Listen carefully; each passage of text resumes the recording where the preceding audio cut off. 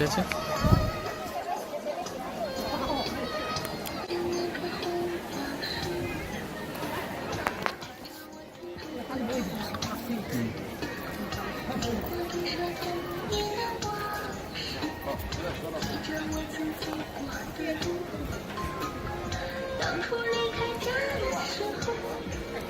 চলো।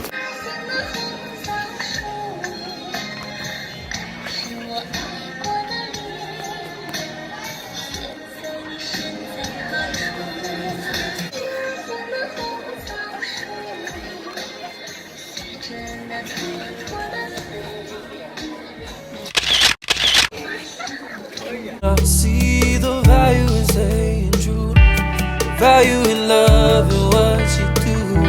Come by the truth. Welcome to my channel. In today's video I'm going to be speaking about my experience in Korea and China. Being a foreigner, it's something that I've touched on before on my channel about the perception of black people in Asian countries. To be honest, it's honestly something I would love to explore more, where the idea of tension between black communities and Asian communities stemmed from. It's something I'm genuinely curious about. I would love to have an intellectual conversation about it, but I don't know where to start. Anyway, visited China in 2019. One day we were just like, let's go to China. So we visited Hong Kong, and I know there's like a bit of debate about whether Hong Kong people identify as Chinese. For the purpose of this video, I am going to reference Hong Kong as like part of China, just because it technically it still is, but there's a massive difference between Hong Kong culture and mainland China culture, and I think it's important to recognize that. Visited Shanghai and also visited Beijing. Start with Hong Kong because that's where we went first. In terms of language barrier,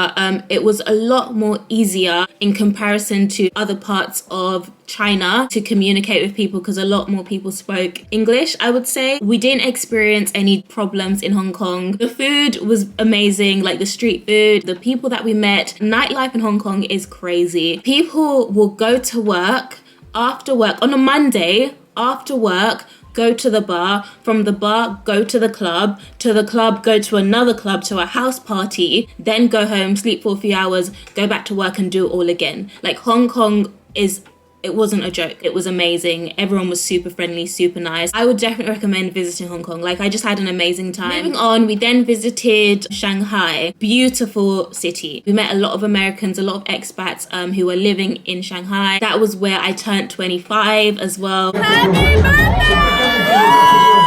25! There was one thing though. One of our days in Shanghai, we created a list of things that we wanted to do on our trip. We wanted to go to this rooftop bar. I don't even remember the name right now. We called them up and we were like, hey, do we need to book a space or can we just turn up? And they were like, no, you can just turn up. So me and my friend, we got dressed. We looked really put together. We were wearing heels. The rooftop was in a hotel. When we arrived at the rooftop, lady looked at me and my friend up and down and was basically like, it's too full. There's no more spaces. I was like, what's going on? Why can't we come in? Went back downstairs to the lobby area. The manager came. They eventually apologized and said to us, you can go back upstairs, and we're really sorry. My best friend was like, I'm not going. I'm not going to spend my money in a place that I'm not wanted. She didn't even want to speak to the lobby. She was just like, I'm not going to beg to come into your space. So she actually left. You know, she had every right to do that. There was absolutely no reason for them to say that we couldn't come in. I really wanted to go in. Like I had that place on my list. I went inside the bar. It wasn't packed at all. It was pretty empty actually. I went back outside to the lady who initially refused us entry and I said to her, I thought you said it was packed. And like she was embarrassed. She couldn't say anything. Looking back now, I probably wouldn't have even spent money on a drink, but I did. Even in that situation, I felt a little bit embarrassed. Then I felt like I need to overcompensate. Like I can afford to be here. I can afford to buy a drink here. I've learned through traveling and growing up that I don't need to prove anything to anyone. I don't need to prove my worth to anyone. I have every right to be in a space as much as anyone else. Going into a place and just feeling like I don't feel comfortable here, whether it's your background, you're from a small town and you know you're in a big city, you might not feel comfortable. No, like I'm here to tell you that you deserve to be in that place. I met the ex-chief exec of Nike in that bar. I also met some like guys working amazing jobs. This is what they were telling me. I didn't know how true it was. I was very confident. I spoke as I would speak with anyone. And one thing I've realized is that confidence will take you a long way, honestly. Confidence is number one, being adaptable and also expanding your knowledge, being able to have conversations about various things, various topics. It was definitely overrated. It wasn't that great. Just because she told me I can't be there, I felt like I needed to be there. That was the one experience I did have in Shanghai that I guess clouded my experience in China. Apart from that, the rest of my stay in Shanghai was lovely. For our last stay in China, we went to Beijing. The hotel that we stayed in Beijing, 5 out of 5 for service. As soon as we stepped in, treated us like royalty. I'm not even kidding you. I'm just sharing this because there's a lot of perception on the internet that people in Asian countries, they don't like black people. There are people who may not like you because of your skin tone, but at the same time, there are people who don't care. And there are people who would treat you with respect. The only thing I would say about Beijing is that the staring. The staring in Beijing is on another level. The picture taking in Beijing, I'm not even joking. There was one time I was walking in Beijing. This guy came with a massive camera this close to my face, started taking pictures, constantly getting stopped, people stopping you to ask to take pictures with you. They want their kids to like talk to you and say hello, practice their English. After living in Korea for almost 2 years, if someone's looking at me, I will look right back at you. To be honest with you, oftentimes when someone's looking at me, I look at them and I smile, or I say, are you okay? Or are you right? Or I wave. And generally that breaks the ice. In comparison to the stares that I got in China, I don't get stares in Korea. The stares in Beijing was a lot. Last night in Beijing, I really wanted to make the most out of it. My best friend was really tired, so she stayed in that night and I went out by myself. I'm at Shanghai, where all the bars are. I'm alone. It's still really busy. Like, there's so much traffic. It's crazy. I'm going back to the mixed club.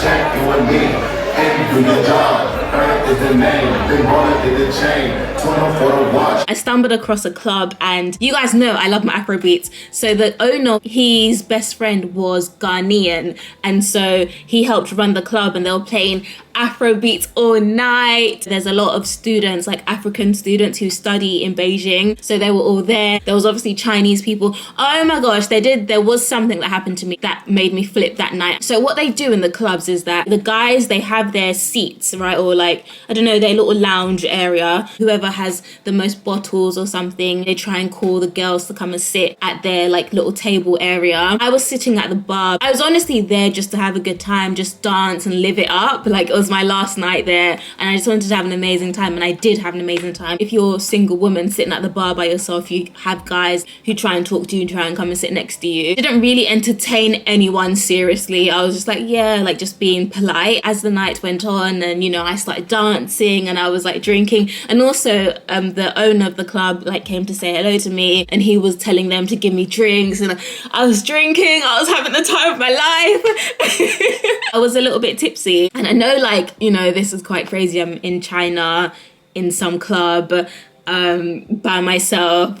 Gosh, guys, the stories I have to share, yeah, mate, I really lived life. That is what your 20s is all about, and I don't regret anything, and I had an amazing time. I've never been drunk to the extent where I've had a blackout or I've started throwing up. I've never thrown up from being drunk before, so I know my limits. At one point I got up and I started dancing and like walking around the club and just feeling the vibes. And then this guy, and I had noticed this guy, like he was trying to get my attention all night, and he was a Chinese guy trying to get my attention. And at one point, I think he like grabbed, not even one on my ass.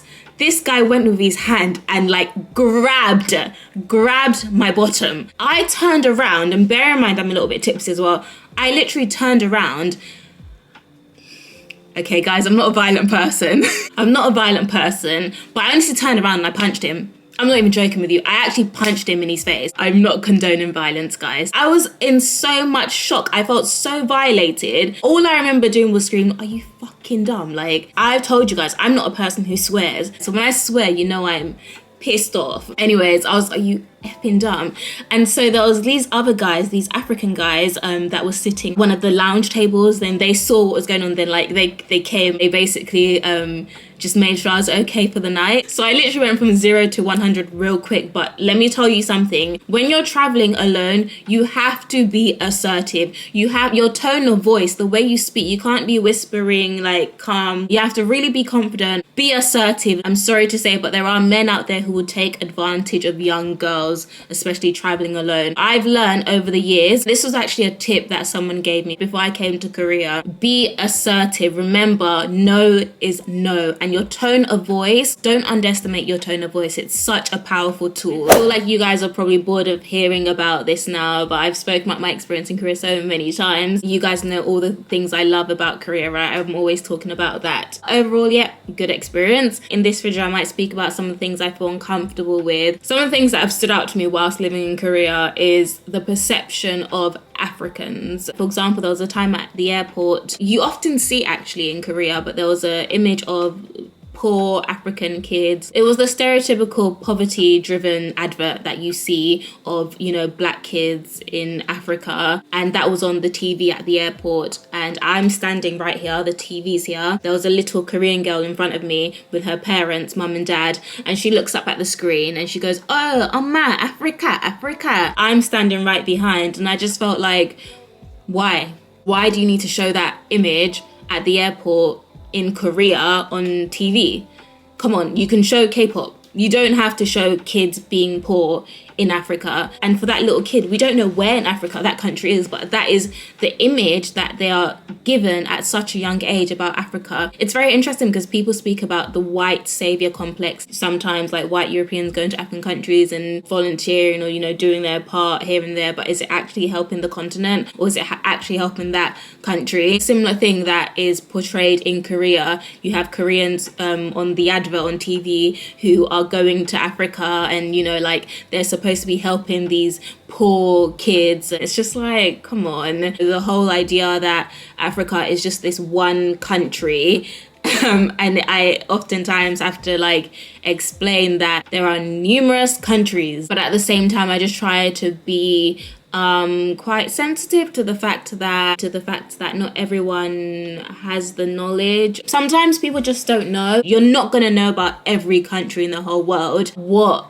irritates me is this negative perception of the whole of Africa. When people ask me, where are you from? If I'm in a taxi and the Korean driver asks me, where are you from? I often say I'm African or I'm Nigerian. Their reaction is very interesting. And so when I tell people, oh, I'm Nigerian, it's more to challenge their perception or their mindset of what a Nigerian is supposed to be like. Generally, life is pretty easygoing. One thing I would say is that Koreans are nice, but it's very hard to kind of break into Korean communities because it's very tight-knit, and that's one thing I've struggled with. Every foreigner has probably said, like, I know for a fact before I came to Korea, I was like, I'm not making friends with any foreigners.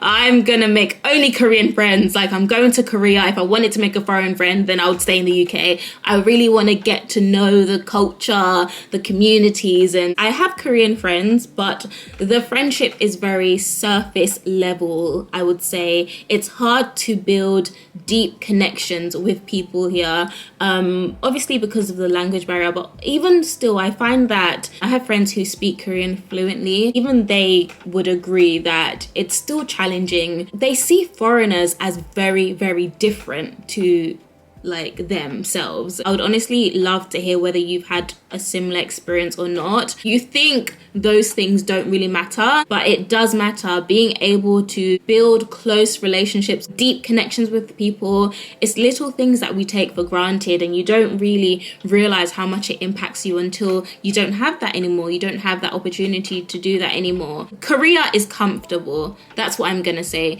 Korea is very, very comfortable. There's always so much to do in Korea, and that's one thing I love about it. You never really get bored. Like, there's always something to do. The country is very kept. It's looked after really well. There's just like little cracks. To summarize, for me personally, being in Asia and being a black person living in Asia, it's definitely not something I could do long term. I eventually want to live somewhere where I'm not always second guessing whether, oh, this happened to me because of my skin tone, or this happened to me because I'm a foreigner. I just want to live somewhere where I feel like I can completely be immersed in the culture and be myself. I just want to experience what it feels like to live somewhere where you're not a minority. I've never had that opportunity to live in a country where I'm not in a minority. At the end of the day, I always say I want to raise a family. I want to live somewhere where it's culturally diverse, because I think it's beautiful being influenced by so many different cultures. I want to give that gift to my kids, but also I want to experience what it feels like to live in a country where I'm not a minority. Out of all the places, I would definitely say I have a bias to Busan. Busan for me would always have a special place in my heart. It's been a place that has provided me with peace, a lot of growth. So Busan would always have a special place in my heart. If anyone's planning to move, to Asia, I would say be confident. Like, confidence will get you a long way. You have to put yourself out of your comfort zone, and you have to sometimes force yourself to do things that you may not necessarily want to do. Just because one negative thing happens to you, don't let that overshadow all of your experience. There are good people and there are bad people in every country. Something negative happens to you, dust it off your shoulder. I understand that sometimes it can be overbearing and it becomes too much, then that's fine. It's completely okay to walk away. All in all, my experience in these countries have been good. I'm gonna end the video here. If you have any questions, drop it down in the comment section, and I hope to see you guys in my next video. Take care, everyone. Give this video a thumbs up and subscribe if you'd like to see more from me. It does make Lady Algorithm very happy. Bye, everyone.